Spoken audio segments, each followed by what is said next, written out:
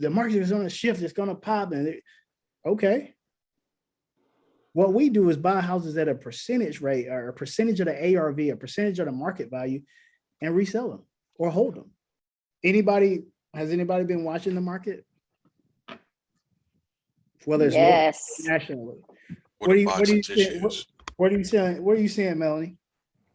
A coworker of mine just is getting ready to move and bought a house, and her interest rate is about double what anybody would have paid just a couple of months ago, even, I think. So yep, that'll start changing the quick turn, I think, of homes here, at least. Yeah. Yep. Did anybody housing numbers come out today?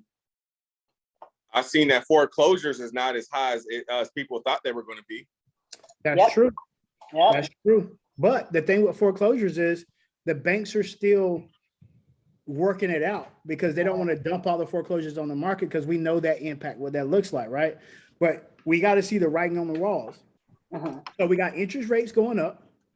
We got inflation. I don't know if anybody remember 08, 09.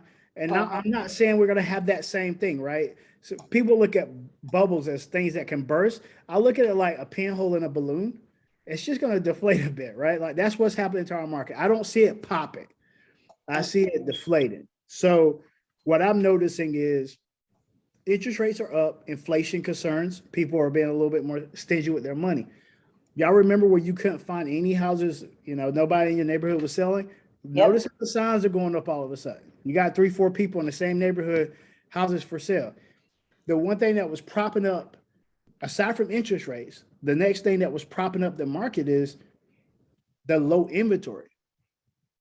The low inventory creates what, supply and demand, right? We know that inverse relationship. As supply goes up, right? Demand is low, prices go up, right? Excuse me, supply low, demand high, prices go up, right? So when you see that happen, that creates a stimulating effect on the market, along with, every interest rate is going to be historically low, okay? Because back in the 70s and 80s, interest rates were like 12% for a house, okay? So everything's a historic low right now. That's a real estate term. We always say interest rates are historically low. You ready to buy? As long as they're below 12%, we're going to call them historically low. But 3%, 2% is ridiculously low. That's taking a person that can never afford a house before, and all of a sudden you can afford a house for $450,000. Okay. But now, as Melanie said, I was at a closing table the other day, the interest rate was 6.5. So you go from affording a $400,000 house to not being able to afford a house on the market. So what happens? Because if you're in that little caps of 250 to 350,000, right? And the market shifts, that buyer pool that existed because everybody can afford a house, they don't exist anymore. So you have less buyers. It's not going to say things are going to just completely pop, because I had a house a listing this weekend. Now we're only getting 4 offers. So imagine if there were 5 houses listed in that neighborhood and we only got 4 offers. Now, if all else is equal and all the houses are exactly the same, one person is not going to get an offer.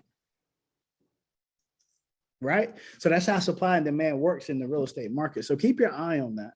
And just know, with shifting markets come more opportunities for investors. That's the thing to keep in mind. Because a lot of people are so afraid, like the market is going to shift, it's going to pop. And okay.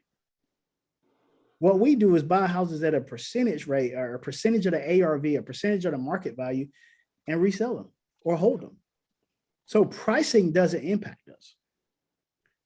It actually helps us. A shifting of the market presents us with more opportunities where we can actually be more selective in the deals we do.